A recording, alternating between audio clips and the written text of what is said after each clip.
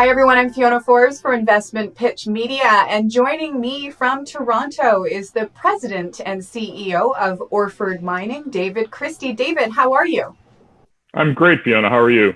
I'm doing very well, thank you. We're going to talk about Orford Mining today, obviously. That's why you're here. But let's talk about you for a minute. Tell us a little bit about your background and what you're all about. Yeah, so, I started my career as a geologist, spent a long time as a geologist, mostly in exploration, about 15 years with companies like Agnico Eagle and others.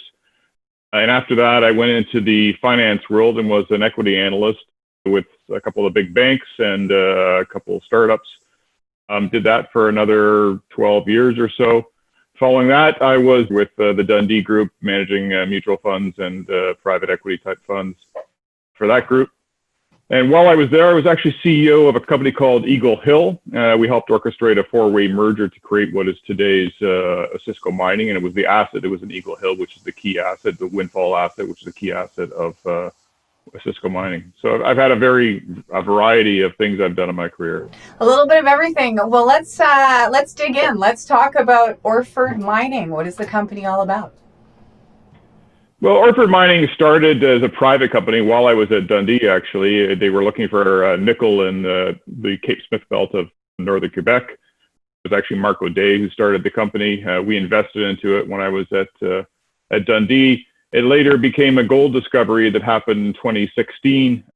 And that's when we decided to take the company public, because we've discovered what we think is a brand new gold district in Northern Quebec that has been untouched by exploration for the most part. And we own it all 100%. It's called Qiqavik.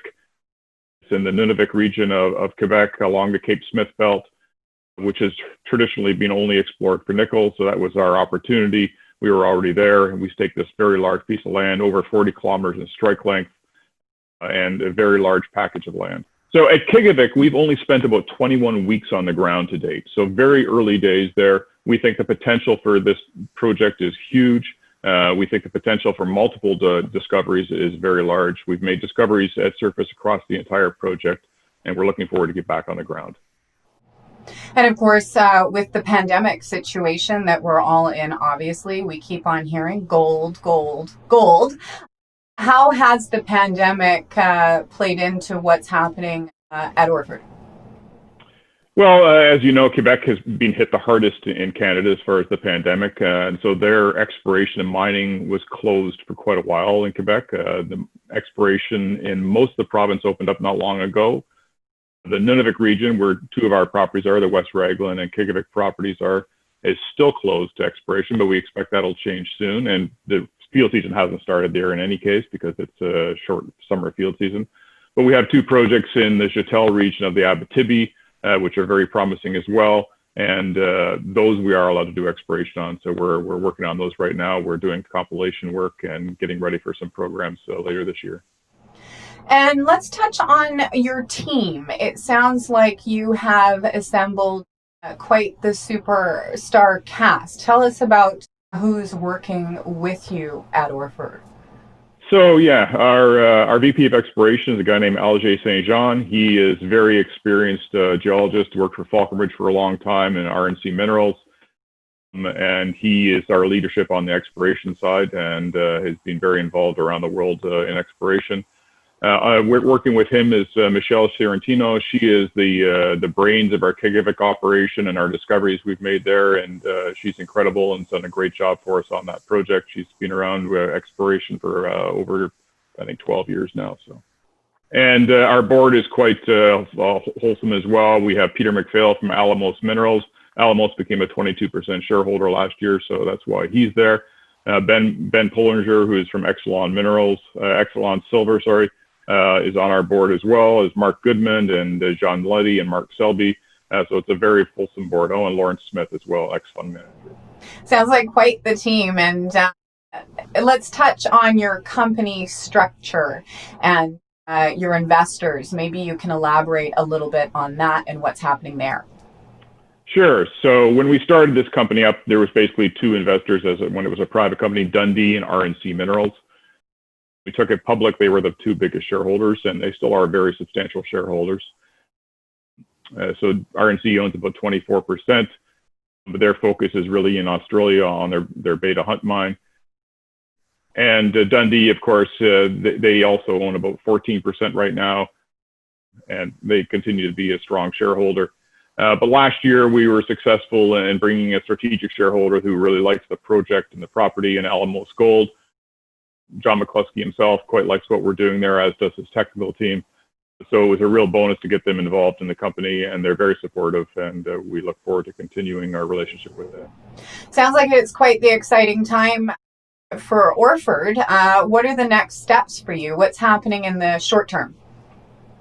So in the short term, like I said a few minutes ago, we just staked some new land in the Joutel region, 2 new projects. These are underexplored pieces of property. The Joutel area is where Agnico Eagle actually started their history. They had the Eagle mine there and the Telbel gold mine. They closed in 1993. There's been no exploration in the region since then of any substantial amount. So we staked these 2 pieces of property because they came open. And for a long time, there wasn't a lot of land open in that area. We've been doing compilation of the area, looking at different projects, and we liked what we saw on these 2 pieces of land. Further compilation on the McClure East property, which is part of this package we picked up, has found that there's some very high-grade gold counts in till that have never been followed up in that area. So we're quite excited to get in there and do some work on the ground, and that'll probably happen later this summer or the fall. Very cool. And what about the long term? What can people expect in the future from you and your team at Orford?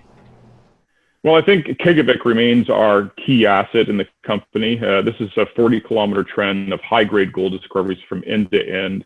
It's never been explored by anyone before us, so it's like going into Rouyn-Noranda or one of the old gold camps in 1900 and discovering the mine. So we've now walked into this area. No work's ever been done in the area. We've made a number of discoveries. We've got a great trend called the IP Lake trend, which is over 7-kilometer long strike length. Very high-grade gold counts and boulder trains pointing to some great targets along this shear zone structure.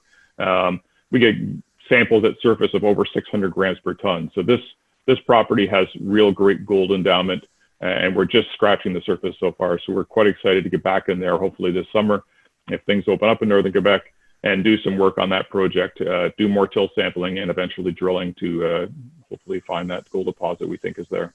David, tell me a little bit more about West Raglan. So West Raglan is a very large property, 55-kilometer strike length of nickel prospectivity, very similar to the world-class Xstrata mine, just 90 kilometers to the east of us, which is the Raglan nickel mine. This is a world-class nickel mine. They have more reserves there today than they had when they opened it. We have the same strata, the same stratigraphy across the entire project. And we really believe the potential for nickel discoveries across our project is quite good. And we've made a number of nickel discoveries already. And how about Qiqavik? Is there anything else of interest that you'd like to tell our viewers about? So Qiqavik, I said it was a 40-kilometer long property. It's almost 40,000 hectares. This property is very large.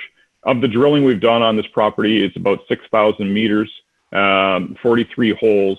Half of those holes have had intersections of over 1 gram. About a third of them have had intersections of over 3 grams. And this is the first drill pass ever on this project, so that's noteworthy. We want to know that we've got very deep through-going structures across the entire project, which are the structures we think are gold-related mineralization-wise. And are there any other assets of interest to note? So we did an acquisition a couple of years ago where we bought a private company for the cash it had on hand. When we did that, we also got a couple of royalties with it. 2 of the royalties are in a very historic silver district in Colombia, the Santa Ana and the Falan. And these 2 royalties are owned by Canadian juniors, one Outcrop Gold and a Malabar Gold. As we are with West Raglan, we're looking to find a JV partner for that project as we continue to focus on gold. Well, we look forward to hearing all about it. David, thank you so much for joining us today. Thank you. I've been in conversation with David Christie, President and CEO of Orford Mining. For Investment Pitch Media, I'm Fiona Forbes.